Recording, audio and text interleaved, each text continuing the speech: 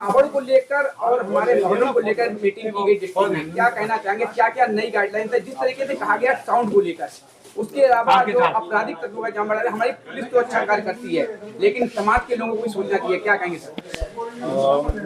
ये मुहर्रम का प्रोसीजर होने वाला है अभी और कांवड़ यात्रा भी स्टार्ट होगी, तो उसके लिए अमन कमेटी की मीटिंग करी गई है। इसमें मुख्यतः यही बात बताई गई है कि जो भी हमारी गाइडलाइन जैसे पुलिस देती है कि भाई आप अपने रूट पर चलें, शोर शराबा ना करें, मतलब मोटा मोटी कि आप जो भी काम कर रहे हैं उससे किसी को कोई तकलीफ ना हो और इंसिडेंट फ्री ये चीज़ रहे, शांतिपूर्वक ये सारी चीज़ें निकली, इसी बारे में आज बात होगी। जैसे वॉलेंटियर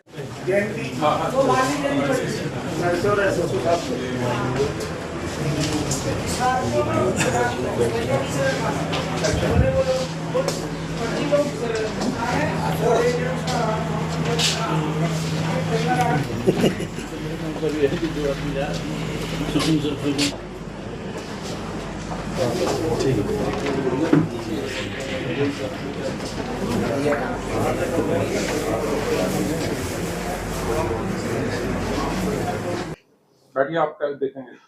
बैठिए। जो हम नॉर्थ ईस्ट में लेके जाते हैं, तो अभी जो परसों मीटिंग हुई थी वहाँ उनके नोटिस में डाला था, एक डिवाइडर है सर बीच में वेलकम जाने के लिए। अगर वो डिवाइडर हट जाता है, हटा देते हैं, तो हमारे ताजी आसानी से वेलकम करबला चले जाते हैं। अगर लेकर हम जाएं तो 2 किलोमीटर का फर्क पड़ता है आगे फ्लाईओवर के नीचे। वहाँ ताजियों की हाइट ऊंची है और वो नीचे पड़ता है, फ्लाईओवर ढाल आता है ना सर। तो एक वो सर आप जरा बात कर लेंगे। अगर रिमूवेबल है किसका है पड़ेगा? ऐसे हमारे वहीं तक गए थे, करबला तक। वेलकम तो ये जीटी रोड के हाँ ऊपर ही होगा ना? हाँ, जीटी रोड से अंदर वेलकम करबला है कब्रिस्तान। कौन सा थाना हो गया? थाना पीएस से वेलकम है सर।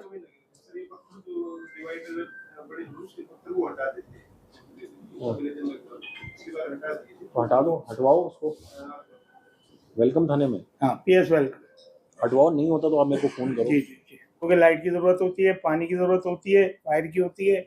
इनसे आप सर अपने जैसे लेटर आप डालते ही हैं, भिजवाते हैं यहाँ से सारे डिपार्टमेंट को, तो इन लोगों के भी नोटिस। 5 करबला है मेरे पास, मतलब बड़े बड़े जो हैं, तो उन 5 में क्या कोई इस तरीके का इशू यहाँ पर आता है कि भाई हम पहले करेंगे दफन और ये बाद में करेंगे दफन, ऐसा कोई इशू है यहाँ पर कि नहीं? अगर नहीं है तो बहुत बढ़िया है। तो मतलब ये है कि भाई first come first serve basis है कि भाई जो आ गया, सपोज करो किसी ने पहले अपना दफन करना है, भाई बोला जी मैं सदर हूँ, मैं सबसे पहले करूँगा दफन, तो अपना टाइम से चले और पहले पहुँचे, मतलब उसमें हम किसी को ब्लॉक नहीं करेंगे कि भाई ये रुका रहेगा जब तक वो नहीं आ जाते। ये सबको एग्रीड है सब? बिल्कुल ऐसा है। किसी को कोई है तो यहाँ पर बताओ, है कोई इशू नहीं ना?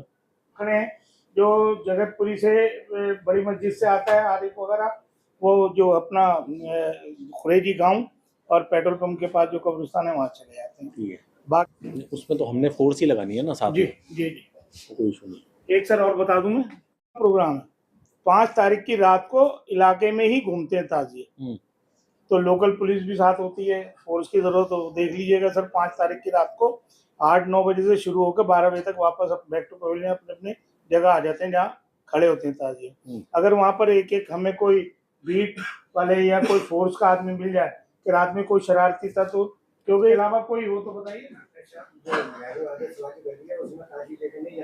चलो वो तो हम आपस में सर के साथ मीटिंग। ठीक, इकबाल साहब बैठे हमारे, इकबाल भाई। जो भी आपका लंबा रूट होगा वो 6 का होगा, 5 को इंटरनली घुमाएंगे उसी एरिया जो आउटडोर फोर्स जो मांगे थे 6। ओके। कोई इशू हुआ है कभी यहाँ पर, मतलब इस चीज को लेकर किसी के याद हो पुराना? कोई इशू नहीं, पहले सेट कर दिया जाता है सबको। इतने बड़े बड़े काम भाई यही परेशान रहते हैं। वो ये आजकल जो संभालने वाली चीज़ है वो यंगस्टर्स को ही संभालने वाली चीज़ है और कुछ नहीं है।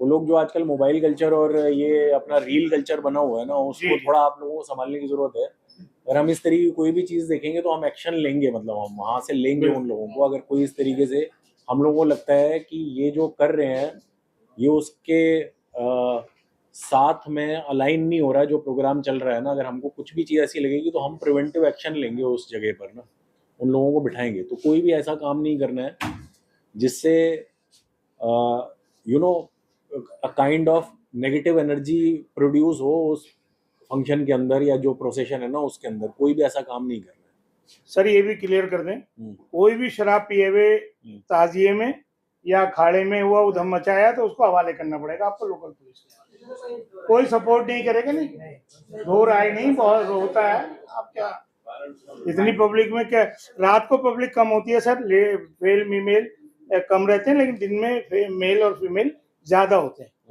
दिन में 4 गुना भीड़ हो जाती है। आप अखाड़े तो देखिए वो सब ऑर्गेनाइजर की जिम्मेदारी है।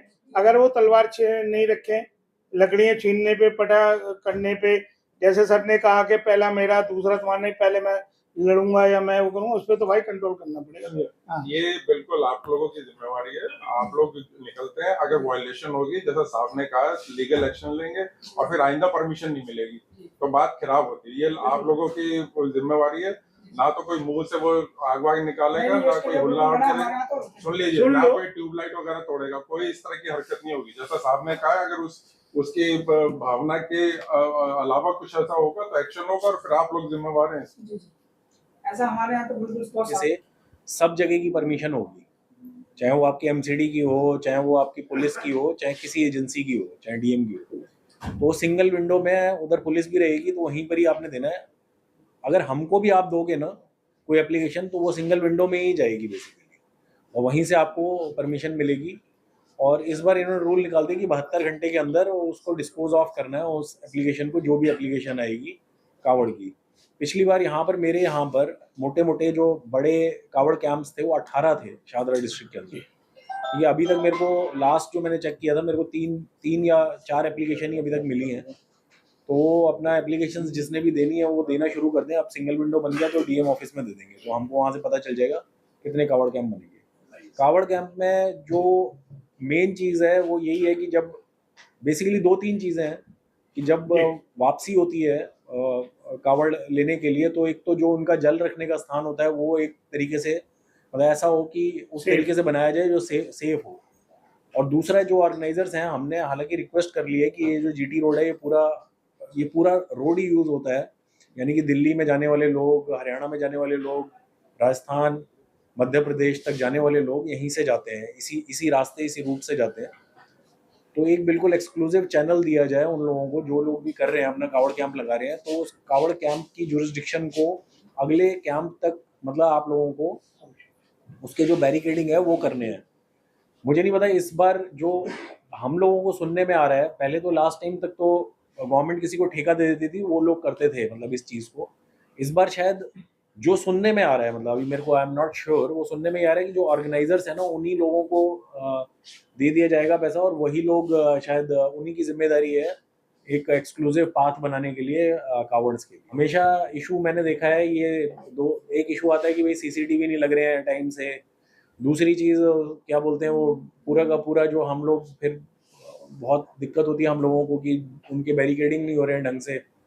तो ये दिक्कतें आती हैं। 2 चीज़ें अपनी सीसीटीवी और बैरिकेडिंग प्रॉपर हो जाए, फिर उसके बाद हम लोग जो ऑर्गेनाइजर्स होते हैं उनसे हमको स्टेबिलिटी सर्टिफिकेट, कनात जो आप लगाते हैं टेंट उसका सर्टिफिकेट, उसकी स्टेबिलिटी, इलेक्ट्रिसिटी की स्टेबिलिटी, मैकेनिकल स्टेबिलिटी, ये सर्टिफिकेट्स भी हम लोगों को चाहिए होते हैं। आप फूड्स वगैरह उसका कारण ये है कि सावन का महीना है, बारिश होती रहती है। पिछले साल आपको मालूम होगा कि 2 दिन ऐसी बारिश हुई थी यहाँ पर ड्यूरिंग कावड़, मैं आपको बता रहा हूँ बहुत बारिश हुई थी। तो कहीं कोई इलेक्ट्रिसिटी लीकेज ना हो जाए उस तरीके से। तो जो भी ऑर्गेनाइजर्स आएंगे अगर यहाँ पर हैं तो बाकी जो मतलब पुलिस ये सारी चीज़ें आपसे लेंगी, जो भी आपका काम कर रहा है ना वो मतलब वो इस चीज़ की जिम्मेदारी लेके हमको एक ये देगी, इस हमने चेक कर लिया इसकी स्टेबिलिटी ठीक है, इसकी इलेक्ट्रिसिटी की सप्लाई ठीक है, वाटर की सप्लाई ठीक है, उसकी निकासी ठीक है।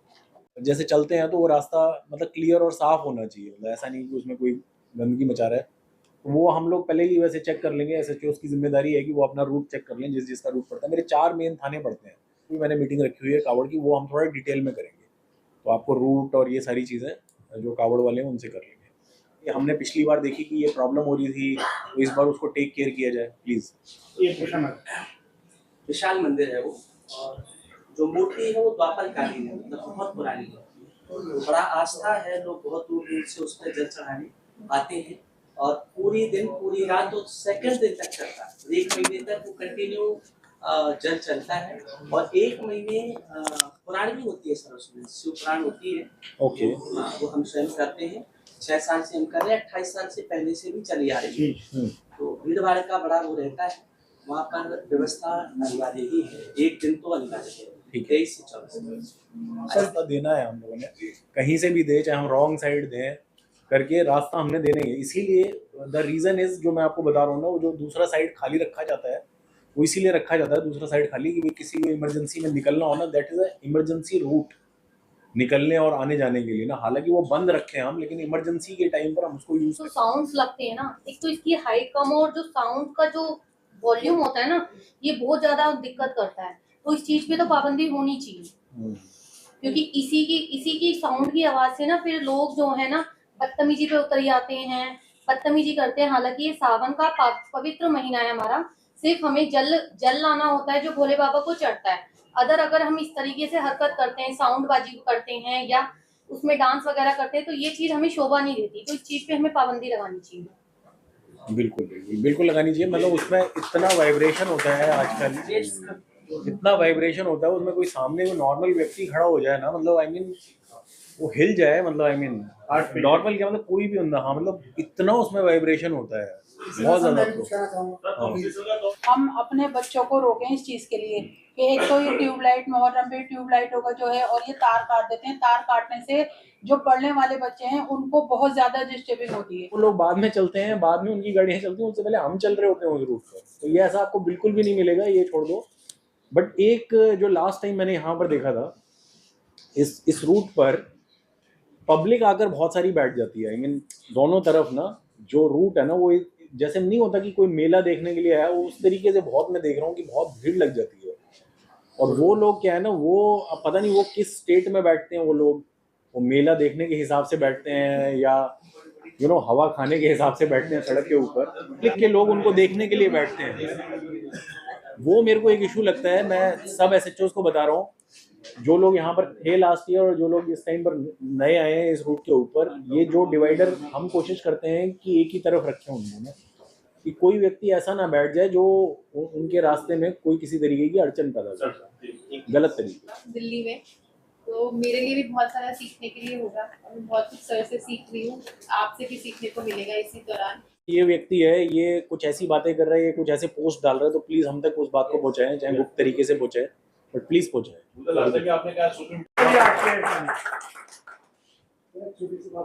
प्लीज। अब ये रुमाल लिया, अरे मैडम ये तो मोर्चा तुम लोग गोपाल जी, मैं इधर आ सर इधर देखो, सर आप इधर आओ। आप ना आज जैन साहब भी है, जैन साहब एक और दे दीजिए। हाँ एक जैन साहब प्लीज। भूषण जी स्वागत करते हुए सौरभ जैन साउल उड़ाकर स्वागत कर। मीटिंग तो हमारी डिस्ट्रिक्ट में हो गई, चाहे अमन कमेटी हमारे डॉक्टर परवेज मियां के द्वारा की गई, और सवाल होता है कि नाक कान आंख कौन बनेगा, हम सब, क्योंकि हम लोग बड़ा बेवफा हो जाते हैं। जब घर में कहीं कांड होता है तो कह देते हैं मैं तो सब्जी लेने गया था, मैं आज दिल्ली नहीं था, मेरे बच्चे बीमार हो गए थे। सबसे पहले हमारे दिल्ली की नाक कान आंख बनी है पुलिस की, तब जाकर कहीं ना कहीं SHO हो या हमारा कोई कांस्टेबल हो, उसकी ड्यूटी पर नहीं देखते हैं। जो अपने बच्चों को दांव पर लगाकर अपनी जान हथेली पे लेकर जब दबिश पर जाते हैं तो कोई नहीं पूछता है तो कहां पर लगी थी गोली या कहां पर ड्यूटी से सस्पेंड किए गए। योगेश जी पटका पहनाकर सम्मान। जिन्होंने करा लिया, मेरा काटने लगे आजकल फोटो क्या